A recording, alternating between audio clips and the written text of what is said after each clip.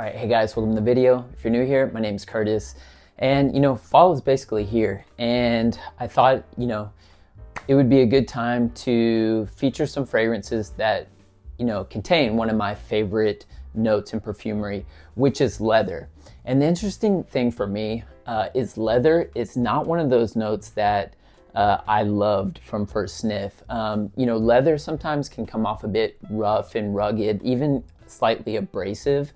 And it's quite a polarizing note to many people. And for me, that's the way it was. And there's still some leathers that, I really don't jive with so much, but for the most part, I've really come around to the note. And I found some lovely fragrances that, contain the note of leather, or even some fragrances that may not contain the actual note of leather, but there are leathery like nuances to that particular fragrance. So today I've gone through my collection and I've chosen some options that either contain a prominent note of leather or they have some kind of leathery nuances to them. And so I'd like to share those with you today. So if you're curious to hear my thoughts and opinions on those fragrances, then let's go. All right, guys, first up from the house of Jason, we have black leather. Now, I'll say this, if you are someone who is, maybe you're struggling to get accustomed to the note of leather, I feel like this is a great place to start. What I like to say is this is a leather for like a Japanese nose. It's nothing off-putting. You don't really have any kind of animalic tones. Sometimes leathers can give off slightly animalic kind of nuances or tones. You don't get any of that here. This is just a very kind of smooth, dark, slightly smoky leather. And that leather in here is combined with some jasmine. You also get a bit of tobacco, and that's giving you kind of providing a slightly earthy like nuance to this fragrance. And there's even something like a little rubbery about this one. I'm not really sure what that's coming from. I don't know if that's because of the leather or what note that's specifically coming from, but yeah, there's a slight rubberiness to this, but it's not, off-putting by any means, but this is such a lovely wear, just a very easy, and what I meant to say was kind of like how I said this is a leather for a Japanese nose. I don't necessarily mean that the Japanese nose is unsophisticated or anything like that, but if you know anything about Japanese culture, they're not such a big fan of big, bold scents. Like the complete opposite of Middle Eastern perfumery. But this is just such an easy but not basic leather scent. If you're looking to kind of start your journey into leather. And if you're not familiar with the house of Jason, they are a Japanese fragrance house. And what's lucky for me, living here in Japan, is I can get these 50 ml bottles for about $35. But if you buy Jason in the States, you're going to be paying about $100 for a 50 ml. So my suggestion would be, if you have any plans to come to Japan, buy Jason while you're here in Japan, because you can get it for so much cheaper. It's a really good deal, an absolute steal in my opinion. And Jason has a lot of lovely fragrances, black leather being one of my favorites for sure. I'm looking to get a lot of wear out of this one in the fall time, but I feel like this one for me also, it doesn't necessarily come off as the most kind of genuine smelling leather. It almost comes off as like a slightly, I don't know, slightly synthetic type of leather, or you can get natural leather jackets, or you can get those kind of imitation style jackets. It almost kind of comes off as an imitation style leather jacket. But like I said, this fragrance is very pleasant and pleasing to wear. I absolutely love it. And yeah, it's definitely one to check out. So if you can, get yourself a sample of Black Leather by Jason. Next up, going to the house of Diptyque, we have Eau Rihla. Man, so this one hands down is probably my favorite leather fragrance in my collection. Beautiful combination of leather and raspberry. It's that kind of fruity, leathery vibe that you get in here. You also have some vanillic and kind of powdery nuances that start to push forward into the dry down, but they don't ever like, you know, become dominant in the fragrance. They're tucked behind that raspberry and leather vibe that you have here. But man, what a beautiful, beautiful combination of notes that you get here. And one thing about the House of Diptyque, they're just a very elegant and sophisticated house. I mean, classic French perfumery done to perfection, in my opinion. So, you know, if you're looking to be, you know, just very professional, well put together, and you want something that is going to wear very elegantly, but still kind of has a nice presence to it, just to add to your overall atmosphere, then definitely check out Eau Rihla by Diptyque. And for that matter, any of the fragrances by Diptyque are just stunning in my humble opinion. And the House of Diptyque is a house that I ignored for a long time. You know, just nothing really kind of, I don't know what it was. I think, I'm not sure what it was, to be honest, but I really neglected this house for the longest time. And late last year, I ended up purchasing my first bottle from the House of Diptyque, which is Orpheon. I had gone into the Diptyque boutique in Tokyo, started smelling, and I was like, oh wow, they have a lot of just wonderful smelling fragrances.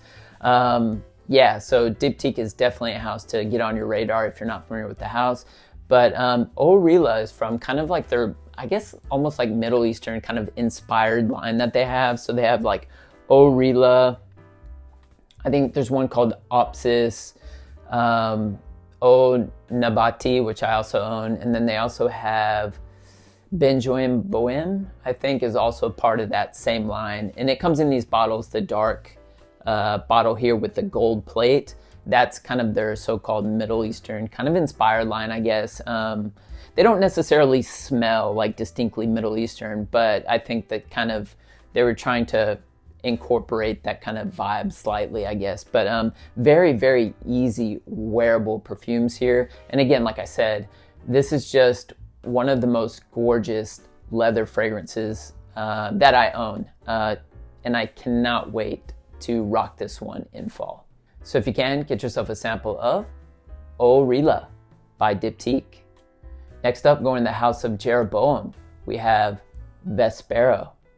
All right, so for those of you that are familiar with the House of Jeroboam, and more specifically Vespero, you might be thinking, well, why'd you put Vespero on this list? Well, kind of like I said, I mean, this fragrance definitely has kind of leathery nuances to it, especially once you start to push into the dry down. This is the perfect fragrance if you're looking for that combination of light and dark notes. And you know, those light and dark notes are combined perfectly and fit together perfectly.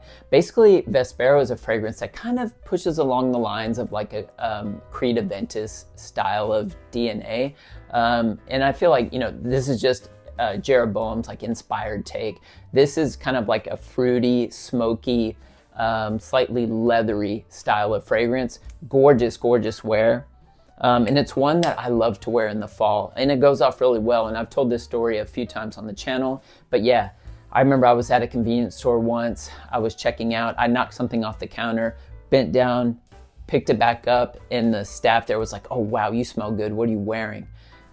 Just had no interactions with this person ever. And those kind of compliments like that are very rare here in Japan, but yeah, I was surprised she said that, and I was like, oh, it's Vespero by Jeroboam. Of course, she had no idea what that fragrance was, but you know, I showed her a picture, and then she was like, oh, okay, wow, it smells really good.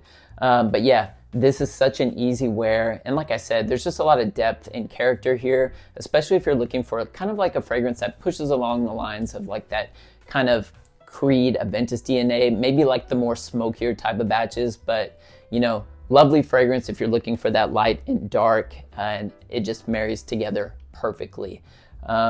Beautiful fragrance, and definitely one to check out.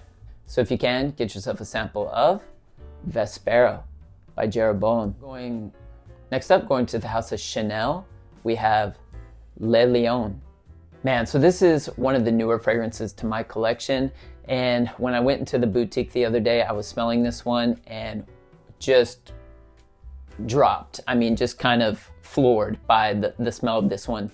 This is kind of like a labdanum, very balsamic, ambery, slightly leathery balm. I actually have it on my hand right here now. what you get with this one is, you know, upon initial spray, you can pick up on a slight citrusy presence, but that quickly fades. And then what pushes to the forefront of this mix is that kind of leathery, like kind of balsamic labdanum vibe. And you have some ambery tones in there. But man, there's even like a slight smokiness to this one. And I would say this, in that labdanum, or it's kind of like, you know, that slight kind of leathery tone in here is bringing like a very, very subtle kind of animalic presence, but in the most pleasant way possible. Like there's nothing off-putting about this. This is just elegance done to perfection, in my opinion. And this is, I feel like this too, Le Lion is one of those fragrances from the Les Exclusifs line that doesn't smell like traditional Chanel to my nose. Like, I don't know, like all of the other fragrances almost have like a Chanel vibe. And I feel like if I was closing my eyes and I smelled all of them, I could be like, okay, this is a Chanel fragrance. This is a Chanel fragrance. But this one, I can't do that. This one just kind of goes down a different path. But man, what a lovely, lovely wear this one is. I mean, this is one that I feel like is unisex, but it pushes slightly masculine. And it could be because of that kind of leathery tone that I get in this fragrance. But man, I don't know if this fragrance contains leather in it or not, but it distinctly has like a leather tone that starts to push forward. But what a beautiful combination of notes, just very smooth, you know, elegant and very well done kind of French style perfumery here. It's a beautiful one and definitely one to check out. So if you can, get yourself a sample of Le Lion by Chanel. All right, and finally from the house of Maison Crivelli, we have Oud Stallion. All right, so yeah, I could have easily included Oud Maracuja on this list, but I just wanted to pick one from the house of Maison Crivelli. And this is, for me, this fragrance, even more than like the synthetic oud that's used in here. If you didn't know, there's not real oud listed in here. This is an oud accord. So I guess the kind of controversy in that is like, wow, how can you charge so much if there's not even real oud in here? But for me, this fragrance more so comes off as like a leathery style of fragrance. But yeah, it is very dense, thick. I mean, pushes down that Middle Eastern style. I mean, this fragrance is extremely diffusive too. So for me, you know, kind of living here in Japan, I really have to be careful with how I go about wearing this fragrance. Typically, this isn't a fragrance that the Japanese nose tends to really enjoy.